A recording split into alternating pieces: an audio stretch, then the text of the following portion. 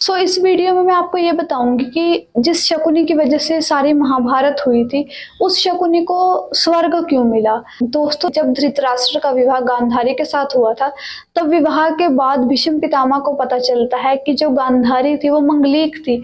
उसका विवाह धृतराष्ट्र से पहले बकरे के साथ हुआ था।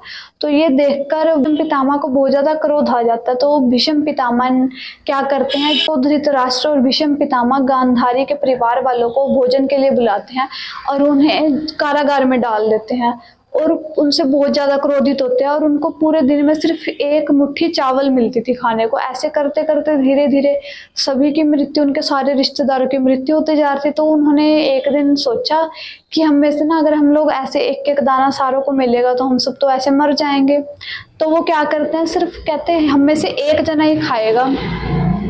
तो वो क्या प्लान करते हैं, तो क्या योजना बनाते हैं कि हम में से कोई एक जना ही ये पूरी मुट्ठी भर चावल खाएगा ताकि वो जीवित रहे और इनसे बदला ले सके। तो ऐसे कर तो वो ये सोचते हैं कि हम वो लोग शकुनी को ये सब खिलाते हैं। वो पूरे वो जो चावल की वो शकुनी को वो सारे के सारे चावल डेली खिलाने लग गए। धीरे धीरे करते करते उनके सभी रिश्तेदार मरते गए और शकुनी ने सारों को अपनी आंखों के सामने मरते देखा। लास्ट में शकुनी और शकुनी के पिता बच जाते हैं। तो शकुनी के पिता शकुनी को एक दिन अपने पास बुलाते हैं कारागार में वहीं पे। तो वो शकुनी के टांग पे जोर से मारते हैं, उसकी टांग तोड़ देते हैं। तो शकुनी बोलने लग जाते हैं कि आपने मेरी टांग क्यों तोड़ दी।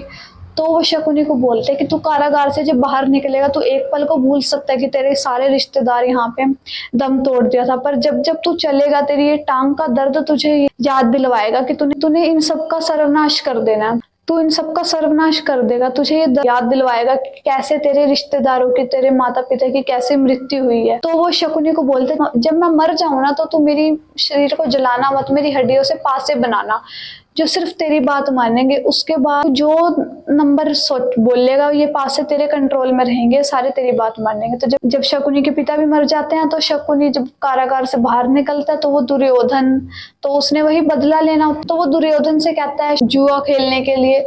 तो वो पांडवों को बुलाते हैं वहां पे। तो वो धृतराष्ट्र के कहने पे पांडव वहां पे आ जाते हैं, जुआ खेलने लगते हैं।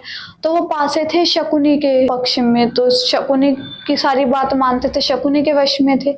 इस तरह जो जुए का खेल था उसमें कौरवों की जीत हुई थी और शकुनी ने जानबूझ के महाभारत का युद्ध करवाया था। जब शकुनी देख लेता है कि उसका मकसद पूरा हो गया, लास्ट में शकुनी ही बचता, तो वो देखता है उसका मकसद पूरा हो गया। तो जब सहदेव शकुनी के ऊपर प्रहार करने लगता है तब तो शकुनी ये सोचता है कि अब सब कुछ मैंने यहाँ पे खत्म कर दिया, मैं अपने राज्य गांधार में जाता हूँ और वहां जाके अपना राज्य चलाता हूँ। तो वो सोचता है मैंने इतना कुछ गलत किया, इनका सर्वनाश कर दिया, मैं इस पाप के बोझ तले और नहीं जी पाऊंगा। तो शकुनी सहदेव को बोलते, सहदेव मन की बात जान लेते हैं। तो शकुनी सहदेव से मन में ही बात कर रहे होते हैं कि मुझे अब मार दो, मैं अब नहीं जी सकता। तो सहदेव शकुनी को मार देते हैं। तो शकुनी स्वर्ग में क्यों गया था, क्योंकि उसने अपने पिता की बात मानी थी, उसने अपने पिता की आज्ञा का पालन किया था, इसलिए शकुनी ने इतना कुछ गलत किया, वो फिर भी स्वर्ग में गया।